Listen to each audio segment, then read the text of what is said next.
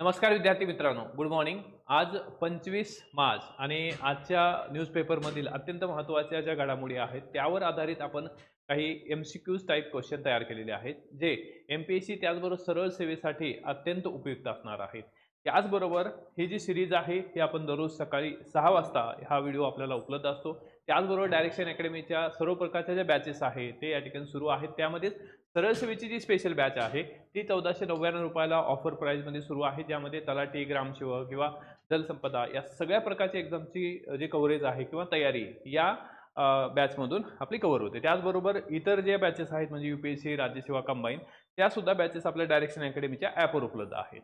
Okay, तर आपण question number फर्स्टनं सुरुवात करू.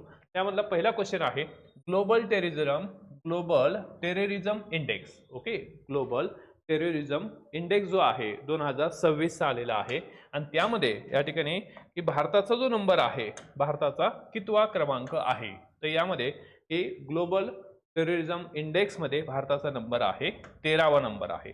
आता इतर देशांच्या बाबतीत जर बघितलं तर त्यांची परिस्थिती कशी आहे, जसं या ठिकाणी आपलं शेजारी राष्ट्र जर बघितलं, अफगाणिस्तान 11वा नंबर आहे, म्यानमार 14 नंबर आहे, बांगलादेश 42 नंबर आहे.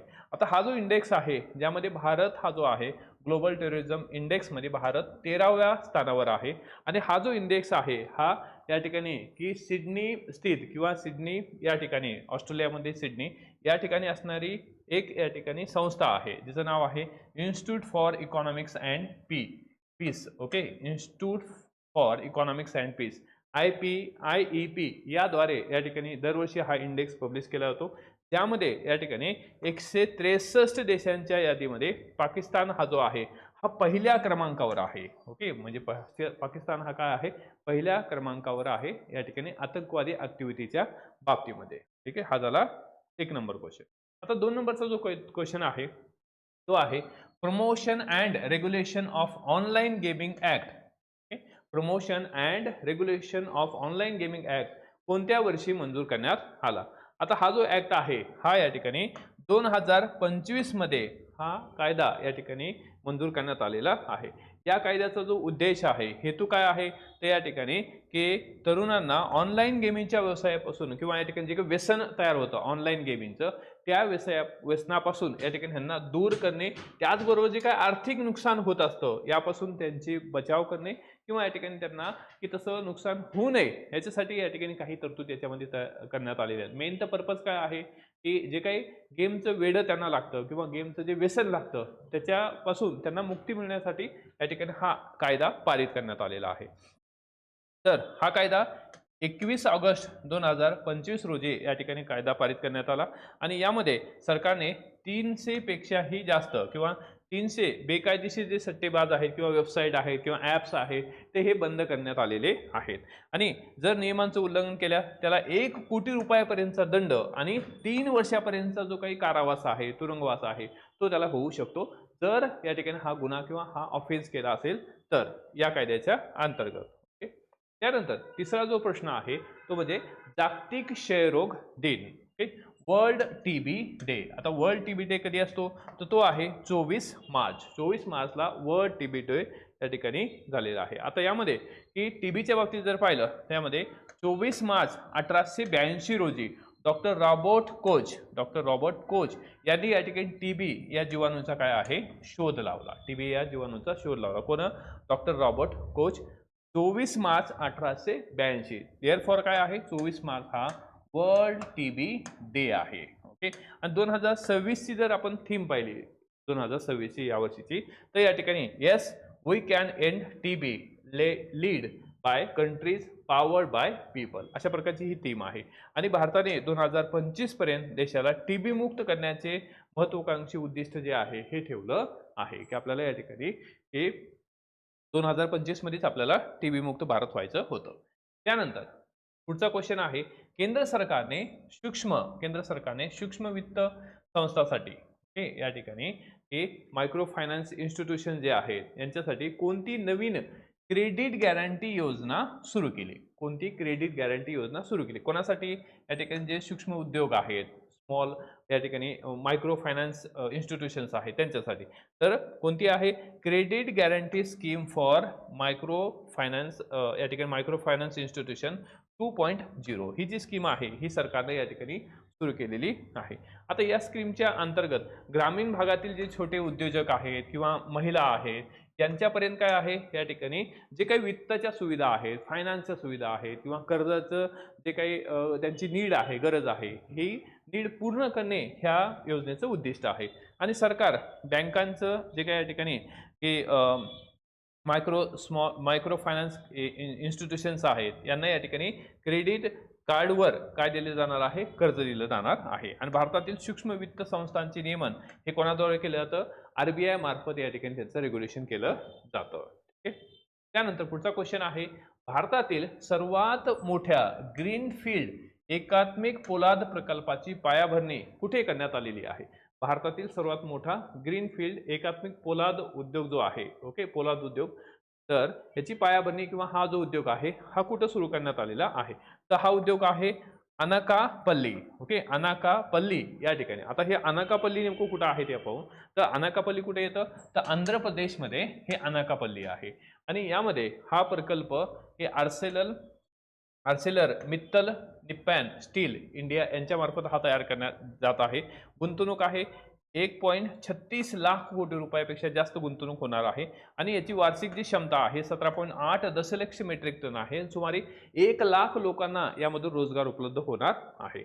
आणि याचे जे उद्घाटन आहे ते या ठिकाणी चंद्रबाबू नायडू म्हणजे आंध्र प्रदेशचे मुख्यमंत्री चंद्रबाबू नायडू आणि केंद्रीय मंत्री HD कुमारस्वामी या ठिकाणी यांनी केलेलं आहे. ओके, त्यामध्ये इथं फक्त लक्षात ठेवा मुख्यमंत्री यांनी या ठिकाणी उद्घाटन केलेलं आहे ते चंद्रबाबू नायडू. त्यानंतर पुढचा क्वेश्चन आहे की सरहुल महोत्सव प्रामुख्याने कोणत्या राज्यात साजरा केला जातो? सरहुल महोत्सव. आता हा जो महोत्सव आहे हा या ठिकाणी झारखंडमधील जे आदिवासी जमात आहे त्यांचा हा या ठिकाणी सरहुल महोत्सव असतो. आणि या महोत्सवाच्या बाबतीमध्ये या ठिकाणी हा जो सण आहे तर या सणामध्ये काय आहे की निसर्गाची पूजा जी आहे ही केली जाते, झाडाची पूजा इथं केली जाते. आणि यामध्ये विशेषतः साल जे आहे झाडाची, ओके, त्या वृक्षाची पूजा केली जाते.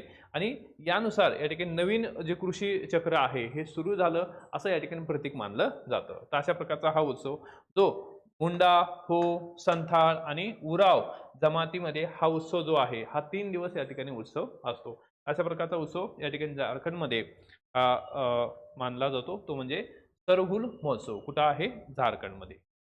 त्यानंतर T20 मध्ये सर्वात तरुण वयात शतक झळकणारी महिला खेळाडू कोण आहे? त्या ठिकाणी हे आहे शेफाली वर्मा. ठीक आहे, शेफाली वर्मा. त्यानंतर पुढचा क्वेश्चन आहे, अर्थमंत्री निर्मला सीतारामन यांनी सुरू केलेला प्रारंभ 2026 मोहीम ही कशासाठी आहे? आपल्याला प्रश्न विचारला जाऊ शकतो ही मोहीम कशासाठी आहे? तर ही मोहीम आहे इन्कम टॅक्स ऍक्ट 2025 ची जागरूकता लोकांमध्ये निर्माण करण्यासाठी. ओके, यामध्ये हे टॅक्स जागरूकता जी आहे ही निर्माण करण्यासाठी नवीन जो इन्कम टॅक्स आहे तो या ठिकाणी 2025 मध्ये म्हणजे 1 एप्रिल 2026 पासून हा लागू होणार आहे. 2025 चा ऍक्ट आहे. आणि हा जो आहे हा कायदा या ठिकाणी तसं पाहिलं तर 1961 च्या कायद्याची जागा हा 2025 चा इन्कम टॅक्स घेणार आहे. मग या संदर्भात या ठिकाणी जागरूकता निर्माण करण्यासाठी इन्कम टॅक्स वेबसाईट 2.0 लॉन्च करण्यात आलेली आहे. त्याचबरोबर कर साथी नावाचा AI चॅट बॉक्स जो आहे, चॅटबोट जो आहे तो सुद्धा या ठिकाणी तयार करण्यात आलेला आहे. उद्दिष्ट काय आहे? कर प्रणाली अधिक पारदर्शक आणि नागरिक केंद्रित बनवणे हे या ठिकाणी याचं उद्दिष्ट आहे. त्यानंतर नेक्स्ट क्वेश्चन आहे इंदिरा अम्मा परिवार जीवन विमा योजना. इंदिरा अम्मा परिवार जीवन विमा योजना जी आहे ही कोणत्या राज्य सरकारनं सुरू केलेली आहे? तर या ठिकाणी अम्मा म्हटल्यानंतर लक्षात ठेवायचं तेलंगणा. ओके, तेलंगणा ही सुरू केलेली आहे. आता यामध्ये तेलंगणा या राज्यातील सुमारे 1.15 कोटी कुटुंबांना 5 लाख रुपयापर्यंत जीवन विमा जो आहे कवच जे आहे ते या योजनेच्या माध्यमातून दिलं जाणार आहे. आणि कुटुंबातील मुख्य कमावत्या व्यक्तीचा मृत्यू झाल्यास कुटुंबातील आर्थिक आधार देणे हा त्याचा उद्देश आहे.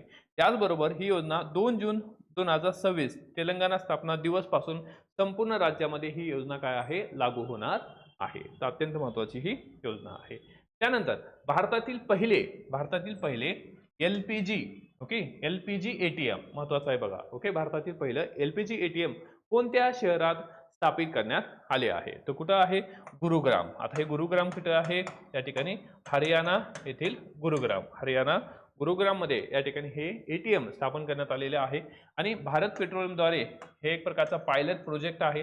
त्या माध्यमातून हा उपक्रम सुरू करण्यात आलेला आहे आणि ग्राहकांना 24/7 सिलेंडरची डिलिव्हरी होण्यासाठी हा ATM जे आहे हे सुरू करण्यात आलेलं आहे आणि या मशीनची क्षमता आहे एका वेळी 10 सिलेंडर याच्यामध्ये असतात आणि 10 किलोचे या ठिकाणी ह्याच्यामध्ये गॅस आहे. तर अशा प्रकारचं हे ATMचं आहे. तर हे झालं आजच्या अत्यंत महत्त्वाच्या ज्या घडामोडी आहेत त्यावरचं काही MCQ. त्याचबरोबर डायरेक्शन अकॅडमीची सरळ सेवेची बॅच, त्याचबरोबर डेमो उपलब्ध आहेत आपल्या डायरेक्शन अकॅडमीच्या ॲपवर. त्याचबरोबर या लेक्चरची जी PDF आहे त्या PDFसाठी आपल्याला काय करायचं आहे तर टेलिग्राम चॅनल जॉईन करायचं. याची लिंक जी आहे खाली डिस्क्रिप्शन बॉक्समध्ये दिलेली आहे. जरूर टेलिग्राम चॅनल जॉईन करा. त्याचबरोबर व्हिडिओ आवडला तर दररोज पहा. त्याचबरोबर मित्रांना सुद्धा शेअर करायला विसरू नका. या व्हिडिओसाठी किंवा याची जी PPT आहे तुम्हाला सकाळी त्या ठिकाणी 7 वाजता लेक्चरच्या नंतर इमिडिएटली काय आहे ती आपल्या टेलिग्रामला अपलोड केली जाते. Thank you. All the best and have a nice day.